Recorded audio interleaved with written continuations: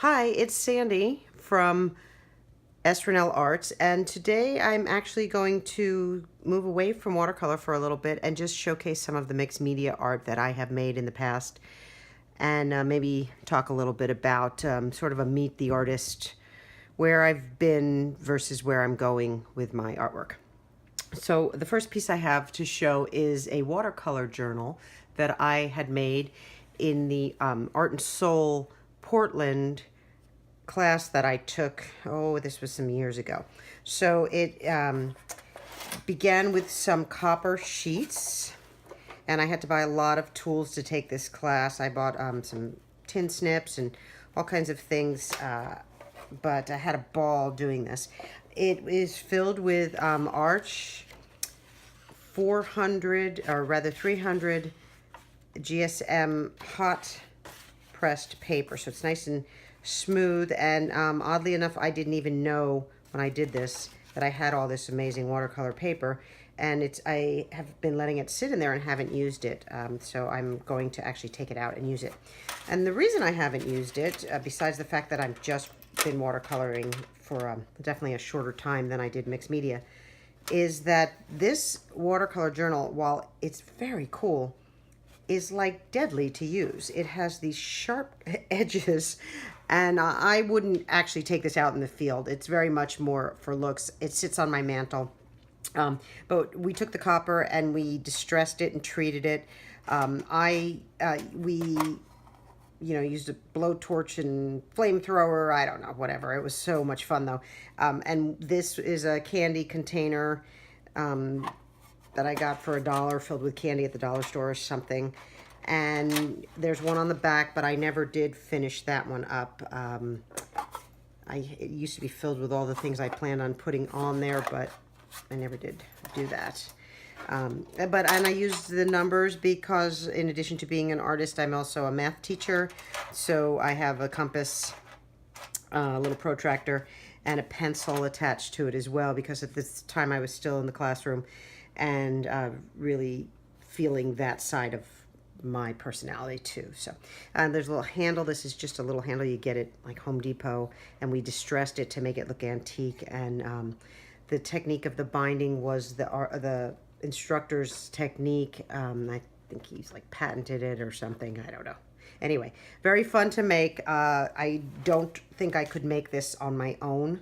Again, maybe if I wanted to take this apart and try to figure it out, but I really enjoyed that. So that piece makes me happy. I keep it on my mantle, and I like to look at that one. Now, the next thing I'm going to talk about is some of my altered books. I just love reading, love books, and, a bit of a nerd that way. And I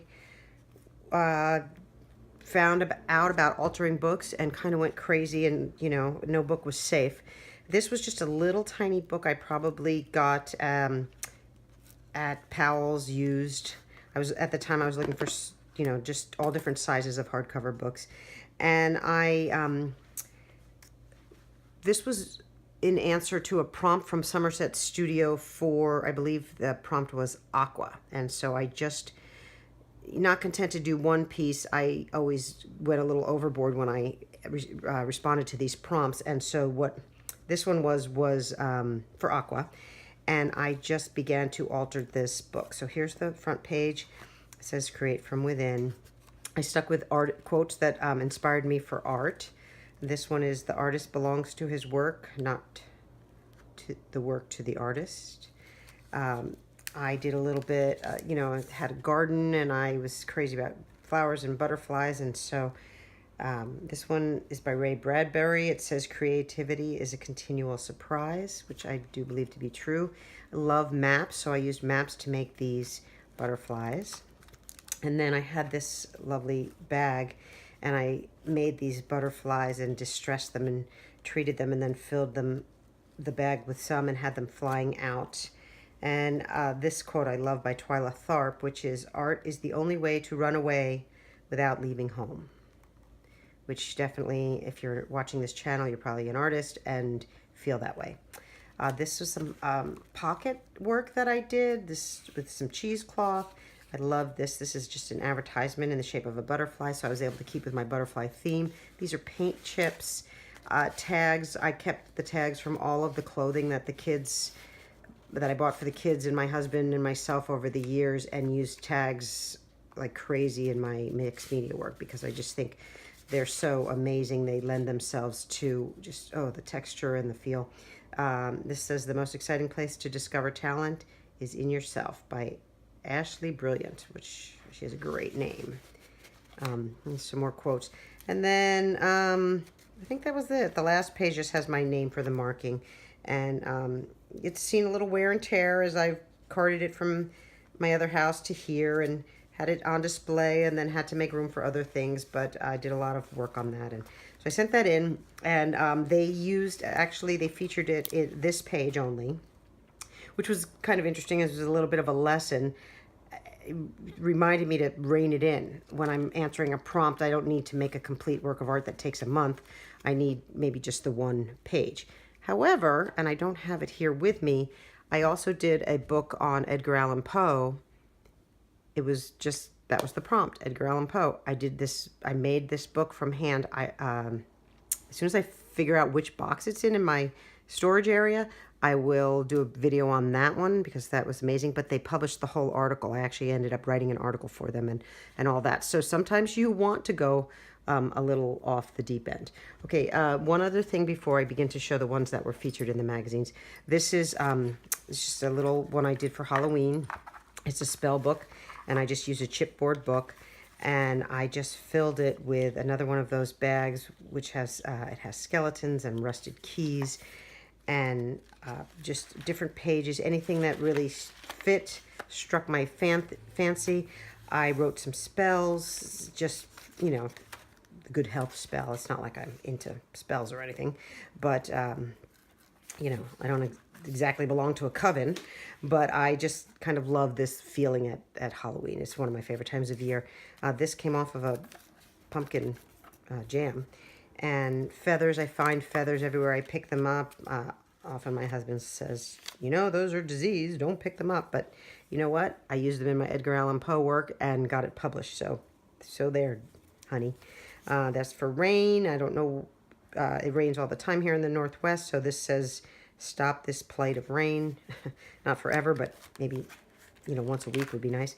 And then I just, towards the end, I started to kind of, not necessarily lose interest, but I always get interested in the next project, such as the mind of the mixed media artist, and began doing other things. And it just has a little pocket in the back with all the little ideas and things that I loved, and skeletons and memories of the Halloween parties and all that. So that's just a little book I keep on my shelf. I put some ribbons through and tied some ephemera. I'm moving this around, so I'm kind of hoping you can see it with the camera. I'm not exactly sure how long this is going to be.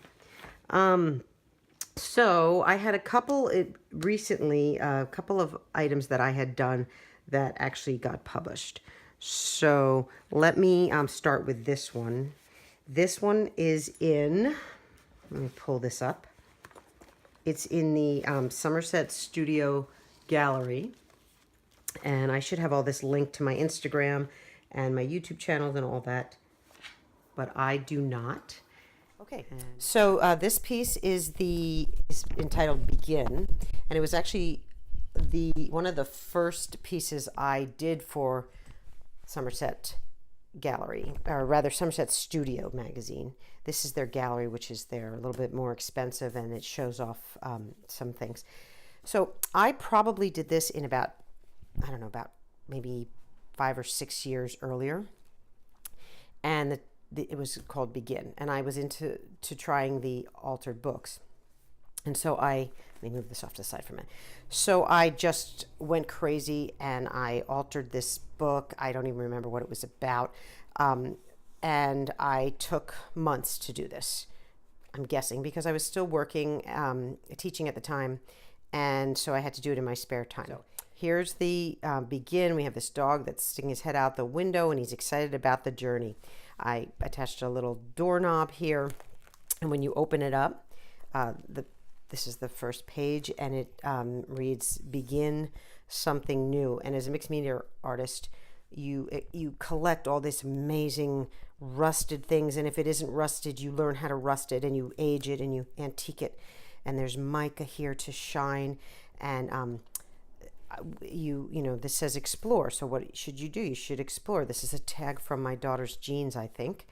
And when you open it up, it's begin something new. So learn to dance, shake a leg.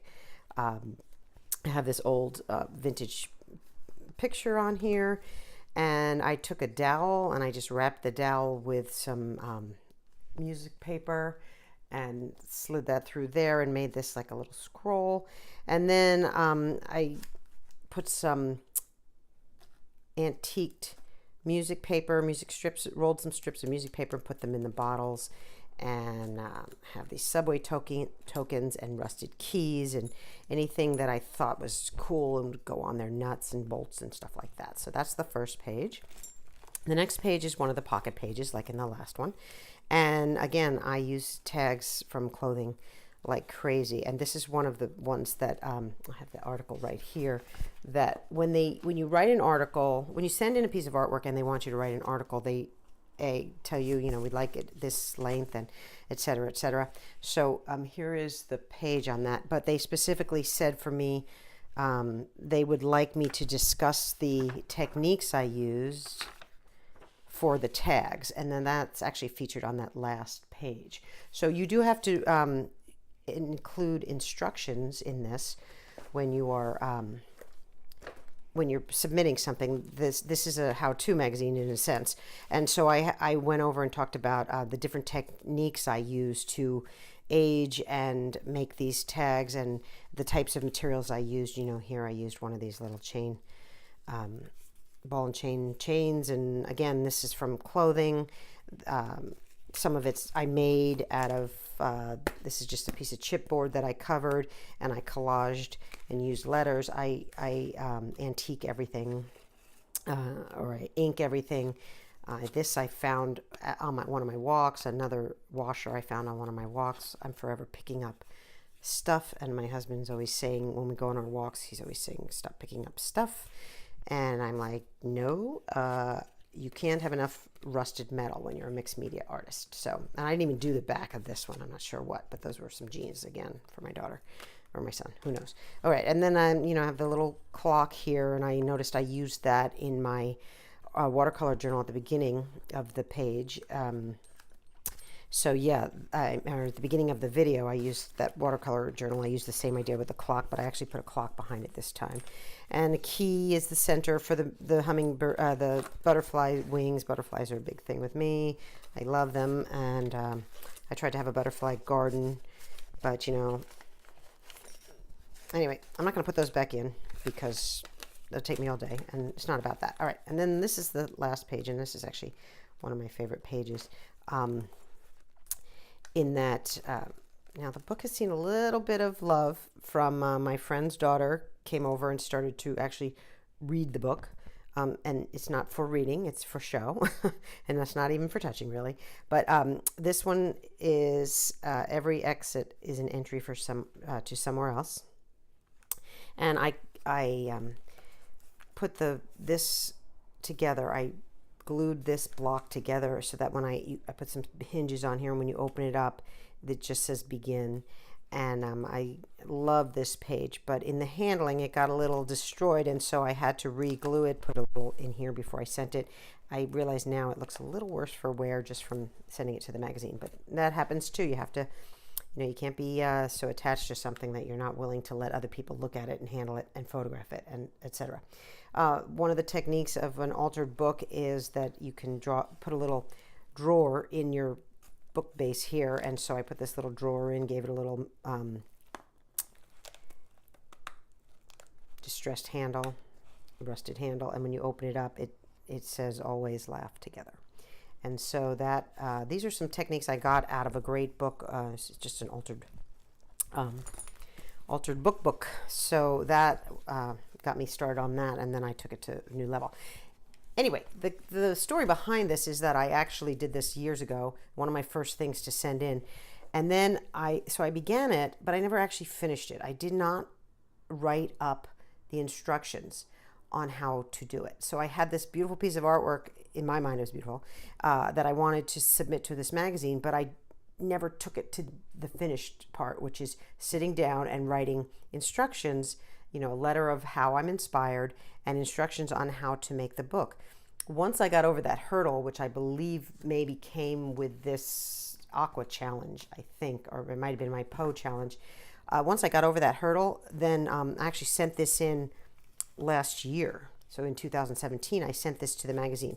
And you probably can still get this magazine online for less than we would have paid for it at the time. But I told the little story about how beginning was not a problem for me, but ending or finishing things should have been the prompt, because I never did finish it. And I wrote the article and got paid for it, and they published it, and it feels good to have a piece of your work published. Now, I think the last thing I will show in this particular video, I have a lot more pieces, and I will do them as I throughout. But the last piece I'm going to show is this piece, and this is called Winter Treasures.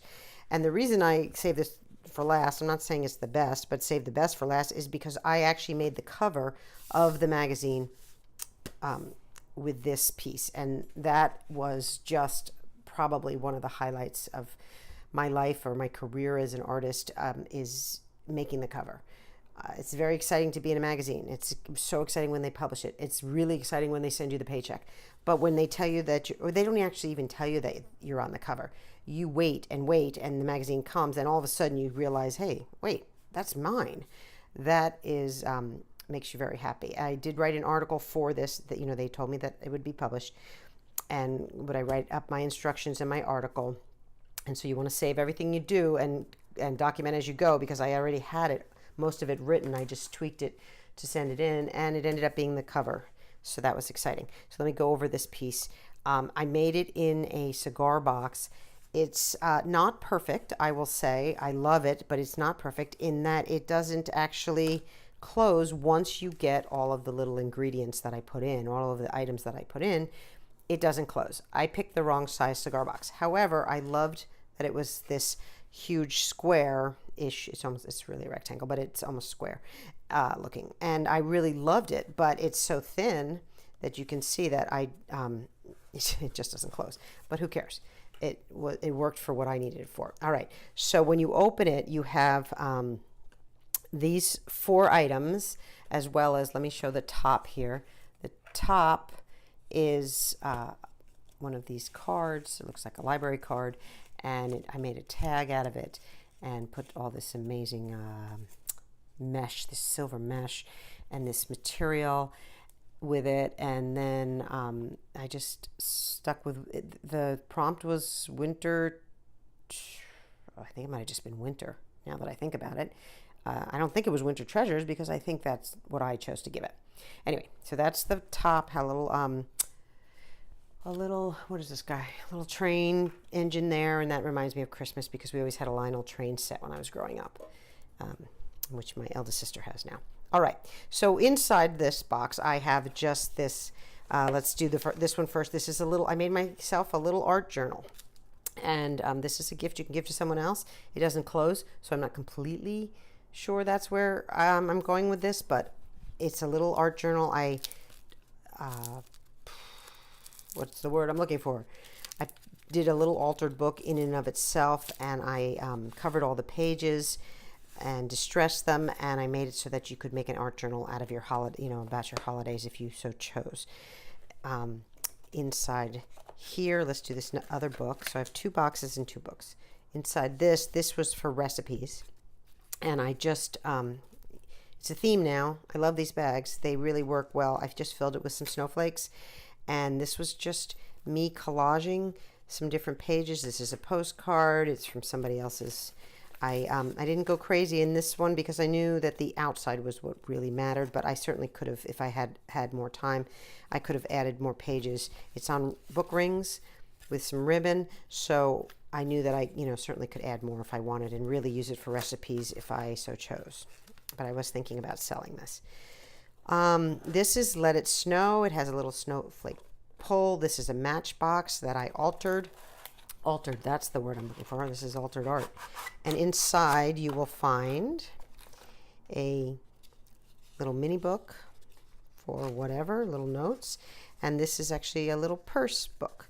So it looks like a little purse, and you open it up, and inside it has pages that you can put photos in, or mementos, or whatever you would like. Little illustrations if you're into that. And so put that back. I would put that off to the side and get moving, but you know, it'll never get back in there if I leave it. And then lastly is this, and I just love this. This is just a little jewelry box that I distressed with actual, I sanded it and used gesso. I put a ribbon around the side. I used gesso for the drifting snow. And I put this little ribbon, which has gotten a little smashed, but it had a little ribbon, and I stamped magic. And this was all stamping. And anyway, in the magazine, it tells all the directions on how to do it. But when you open it up, this is what I just love. I have some mica in, and I just took these little bottles that I've been collecting with all the other millions of things I collect as a mixed media artist. And I just filled them. I distressed some of the things. This is literally just white paint. This is glitter, white glitter. I have the ball chain again. I distressed with white gesso. Gesso is good for if you want white on, and you don't have like some white on metal, and you don't have like metal paint for metal. I find gesso works as long as you don't rub it too much. More of the paper that I used in that other book. Some mica. Mica is so cool, it glistens. And then just some curled up paper to match. It says make a wish, and it's just a little book about a little box of bottles of magic, and I just love that. Anyway, I used some fabric. It's just scraps of green that I felt would tie in all the colors, and that actually, in my mind, was what made it so that I made the cover. Because before I added the green to this, it was okay. It was really pretty, but it didn't. I'm not sure it popped. And then all of a sudden, I thought, you know, this needs a little something, and I added the green fabric, and I did the ribbons, and I put it a little bit on everything, and I put it even a little on the front, and I just feel that green sort of took it to that level where they said this is editorial and will make a good cover to a magazine. So I almost, I'm not gonna lie, I almost wasn't surprised when I saw that I was on the cover, because I knew that green did something special. So that is that piece, and I was very proud of that. And again, that's in the Somerset Studio. That was actually got done last year. So just to wrap this up, I have done mixed media for a long time, and I love it. And I have just rooms full of stuff I've been collecting for my mixed media, you know, cases of metal and amazing things. But I've also been wanting to watercolor for a long time. So after this piece made the cover, it was almost a little bit like, okay, I've sort of reached the top of where I'm going to be. What's next? And I've been wanting to do watercolor for a long time, so I moved into watercolor, and in a way haven't looked back, although I am in the middle of a piece that I will actually probably do a video on and post, and it's really good too. So leaving my mixed media behind is not easy, especially with all the amazing material that I've collected. But moving into watercolor is where I want to be right now. So this is you know, just one of those things that I struggle with. Do I want to go back to this? Because this is really definitely not easy for me necessarily, but sort of natural for me. Whereas watercolor is a huge learning process for me. But I'm getting there. So, you know, anyway, thank you for watching. Just thought I'd post something a little different, and please hit thumbs up if you like what you see, and I'd love it if you'd think about subscribing or subscribe to my channel. All right, thanks. Take care.